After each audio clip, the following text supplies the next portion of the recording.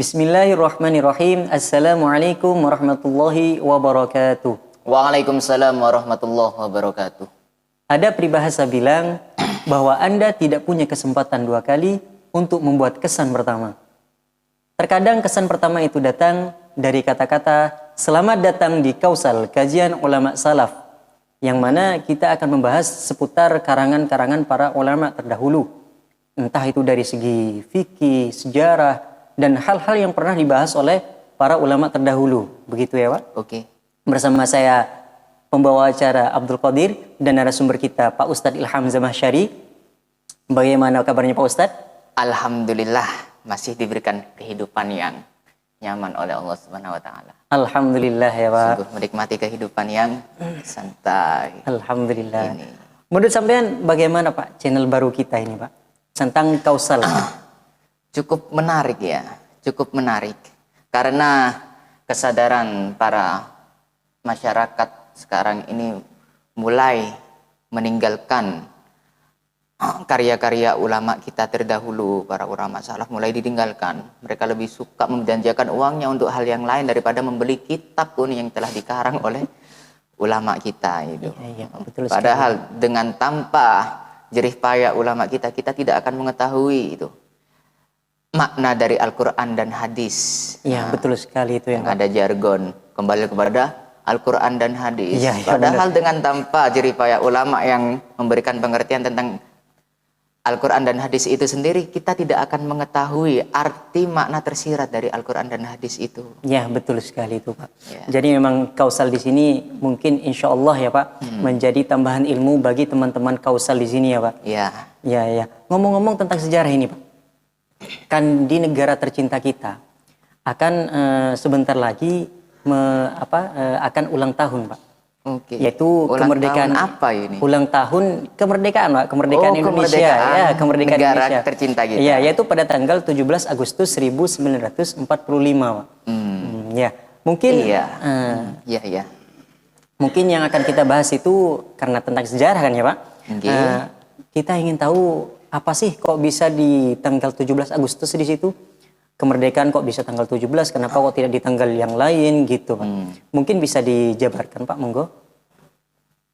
Begini. Tentang kemerdekaan Indonesia, negara tercinta kita ini. Iya. Kenapa ya? Kok berada di tanggal 17 Agustus kira-kira? Kenapa? Apakah kita tidak pernah bertanya-tanya tentang hal itu? Saya dari dulu sempat berpikir kok ditaruh di 17 Agustus gitu ya. Terlepas dari takdir Allah Subhanahu wa taala. Iya, terlepas dari itu takdir ya, Allah Subhanahu wa taala. Tentunya.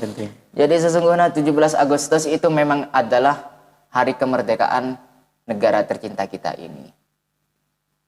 Yang bermula dari berkah Allah dengan perantara bom yang dijatuhkan di negara Jepang, di Hiroshima dan Nagasaki.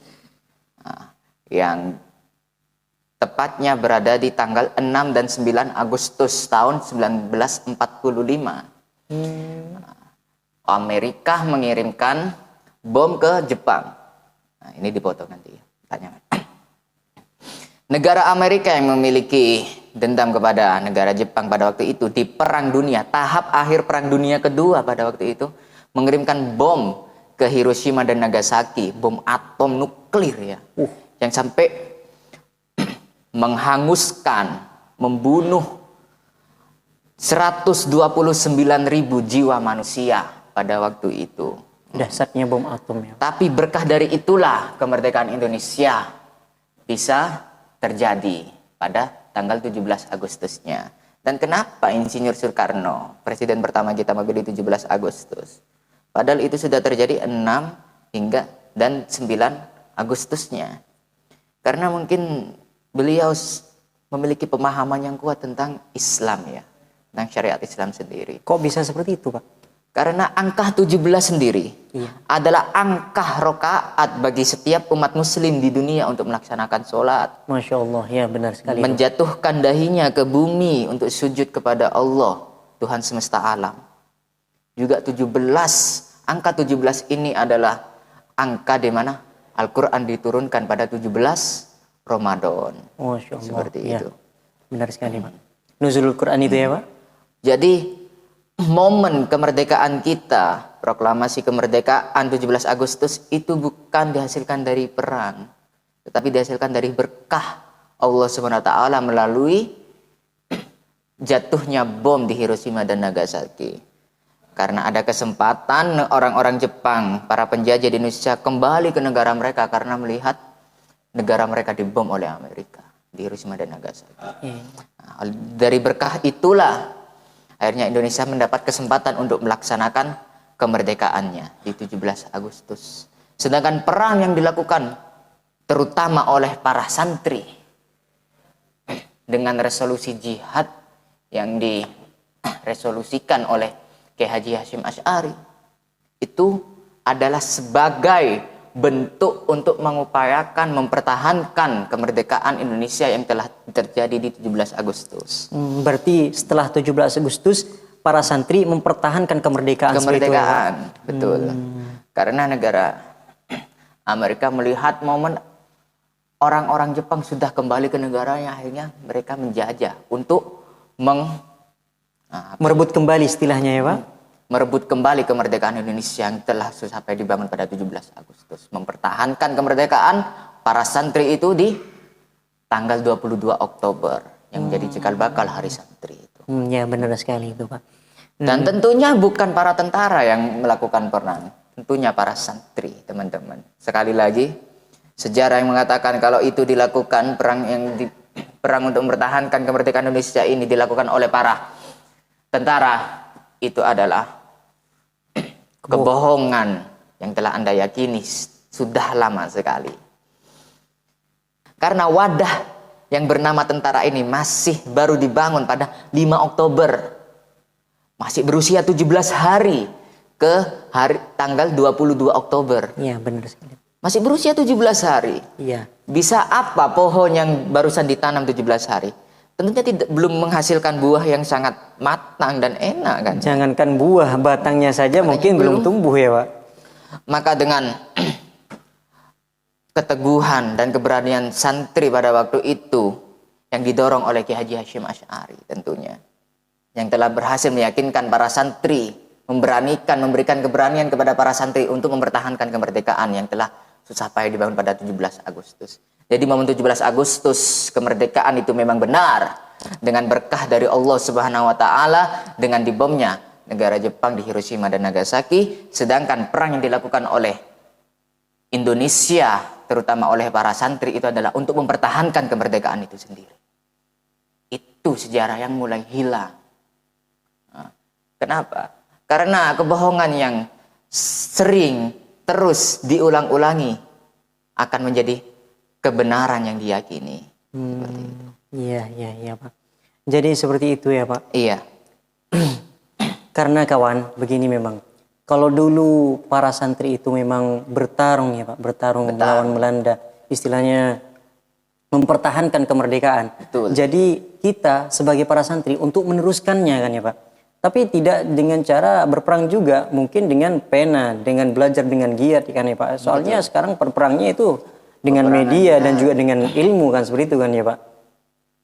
Memang seperti itu. Perang pemikiran pada sekarang ini bukan memakai senjata, tapi menggunakan pemikiran.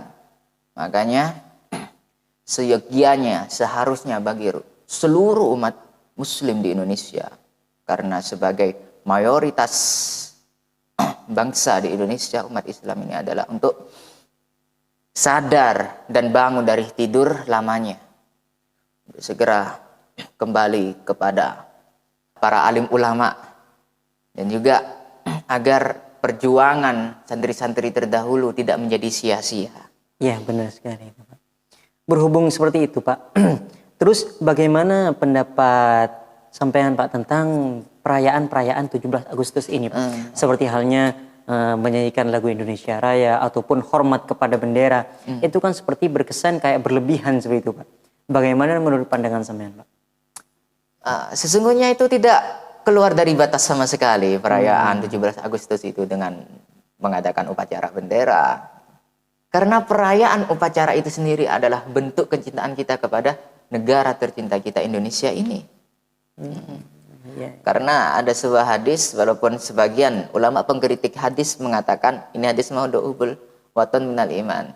Kecintaan kepada tanah air adalah sebagian nyata, sebagian kenyataan dari iman kita. Gitu. Iya. Karena apa? Memang penghormatan kepada bendera ya, itu yang menjadi pertanyaan kan ya. Iya. Ada ibadah, ada penghormatan. Ada ibadah, ada penghormatan. Ya, benar Pak, benar. Jadi seperti ketika para malaikat dan iblis pada waktu itu disuruh sujud oleh Allah kepada Nabi Adam, itu adalah sujud penghormatan, bukan sujud ibadah. Ya, benar Jadi sekali. ada perbedaan antara Penghormatan. dengan ibadah itu sendiri. Sedangkan kita melakukan upacara bendera itu adalah bentuk penghormatan kita kepada Para bendera, pahlawan ya Pak. para pahlawan, juga kepada negara tercinta kita, juga kepada bendera tercinta kita, merah putih. Yang mana di negara kita sendiri bendera itu memiliki makna tersirat ya. Putih menunjukkan ketulusan hati para ulama, para masyayikh pada masa penjajahan, sedangkan merah itu adalah menunjukkan darah para pejuang Indonesia pada waktu itu. Ya, dari saking Jadi kebenarannya. bukan kita menghormat kepada kain. Apa kelebihan sebuah kain itu? Iya, benar. Kain bisa menjadi baju, bisa menjadi sarung, bisa menjadi popok juga bisa. Ya kan? Iya. Gak ada kelebihannya dari kain itu. Tetapi kain yang melambangkan merah putih itu memiliki makna tersirat tersendiri. Oleh karenanya kita menghormat pada makna tersirat itu. Bukan kepada kainnya, tapi makna tersirat di balik itulah kita yang Menghormatinya kita sebetulnya. hormati. Iya, benar sekali Pak.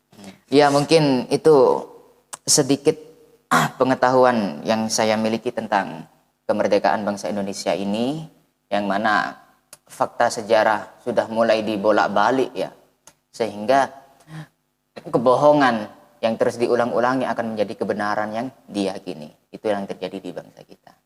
Ya mungkin sekian dari saya. Iya, benar sekali Pak. Memang di luar sana itu memang banyak kebohongan yang disiarkan sebetulnya Pak. Berkata bahwa seperti ini kayak Karena terus diulang-ulangi, akhirnya menjadi kebenaran yang diyakini. Itu justru yang tidak boleh dibiasakan ya Pak. Iya. Karena kebiasaan Tidak boleh dibiarkan. Tidak boleh dibiarkan karena kebiasaan belum tentu benar. Tapi yang benar harus dibiasakan, kan seperti itu ya Pak. Ya mungkin cukup sekian dari kami kawan. Apabila ada gedung yang berdiri dengan tegak dan gagah, maka membuktikan kuat pondasinya. Apabila ada tutur kata yang salah, maka mohon maaf dan maklum adanya. Saya sebagai pembawa acara dan narasumber kita Pak Ustadz Ilham Zamakhsyari, akhirul kalam, assalamualaikum warahmatullahi wabarakatuh. Waalaikumsalam warahmatullahi wabarakatuh.